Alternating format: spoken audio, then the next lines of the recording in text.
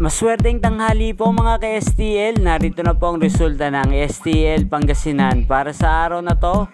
First draw November 2, 2024, araw ng Sabado. Naway ang mga natayaan nyo pong mga numero kanina ay manalo nawa ngayong tanghaling ito, 12 PM. Kaya kunin nyo na po yung mga tickets. Narito na po ang resulta.